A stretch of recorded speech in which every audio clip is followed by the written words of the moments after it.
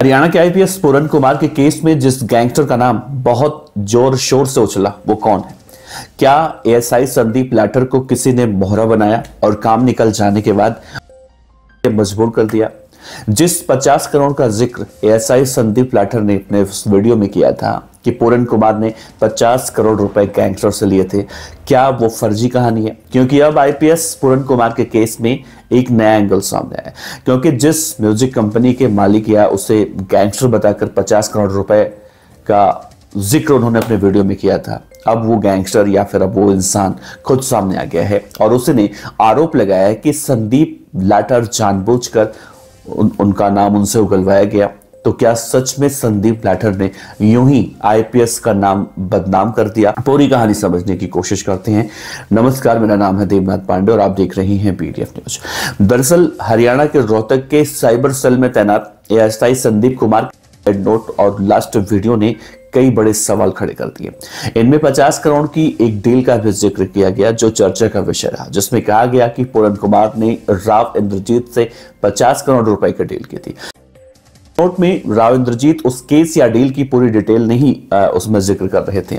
आपकी जानकारी के लिए यहां पर एक और बात बता दूं कि हरियाणा में गुरुग्राम से सांसद और केंद्रीय राज्य मंत्री का नाम भी राव इंद्रजीत है। ऐसे में मंत्री राव इंद्रजीत के समर्थकों के एक ग्रुप ने यह साफ किया कि सुसाइड नोट में जिस राव इंद्रजीत का जिक्र है वो नहीं है, बल्कि वो म्यूजिक कंपनी का मालिक है। हालांकि बाद में ये मैसेज ग्रुप से डिलीट किया गया।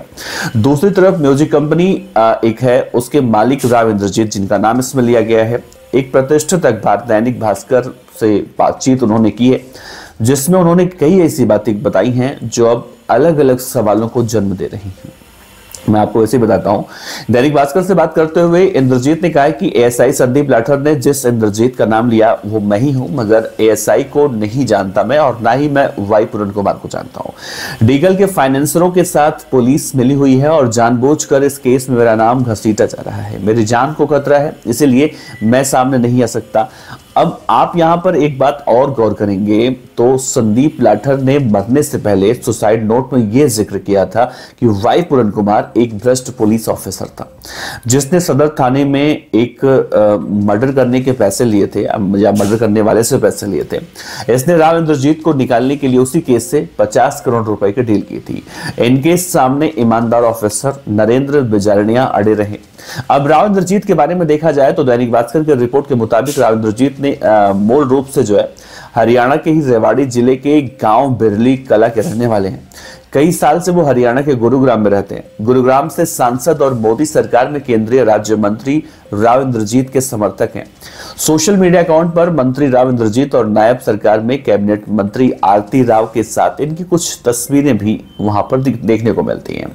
जिस केस का जिक्र है वो दिल्ली पुलिस के पूर्व सिपाही की हत्या से जुड़ा आत्महत्या करने वाले एएसआई संदीप सिंह ने उस वीडियो में जिस 50 करोड़ रुपए का जिक्र किया है वो मामला दरअसल पुराना रोहतक के सदर थाने का है।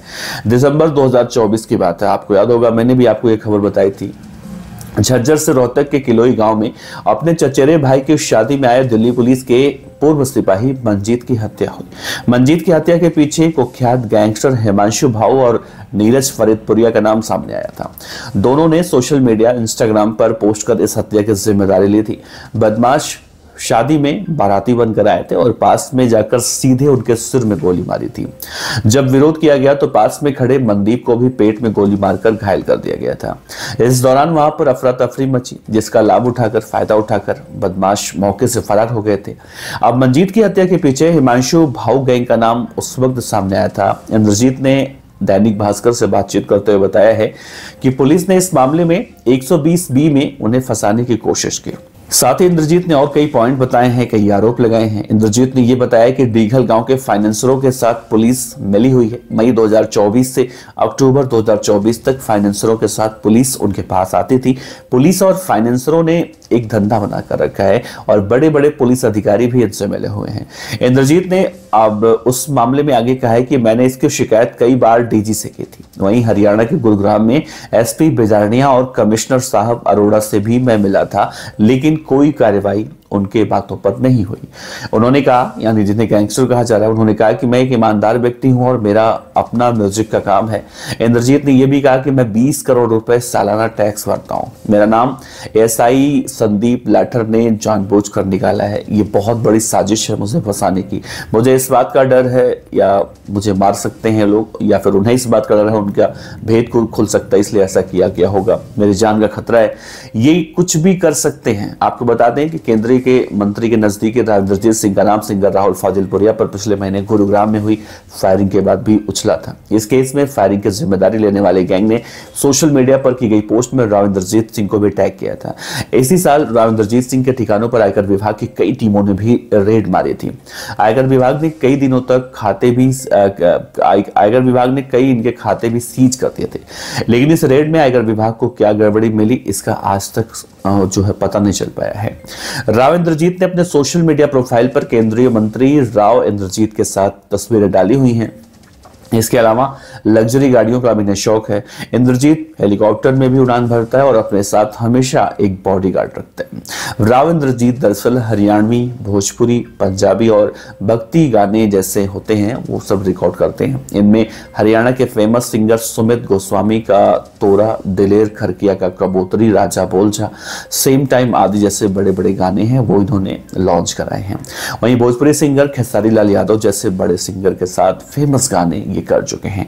सोशल मीडिया पर इस वक्त वो फेमस है। राव इंद्रजीत के इंस्टाग्राम पर करीब 9 लाख से ज्यादा इस वक्त फॉलोअर हैं और वो कहीं ना कहीं अब इस पूरे मामले में अपने आप को पाक साफ कह रहे हैं। उनका कहना है कि एएसआई संदीप लाठर ने उन्हें इस मामले में जबरन फंसाने की कोशिश की है। वैसे आपको क्या लगता है, क्या सच में एएसआई संदीप लाठर ने राव इंद्रजीत को फंसाने की कोशिश की है या फिर ये मामला कुछ अलग है? अपने विचार रखिएगा। नमस्कार, जय हिंद।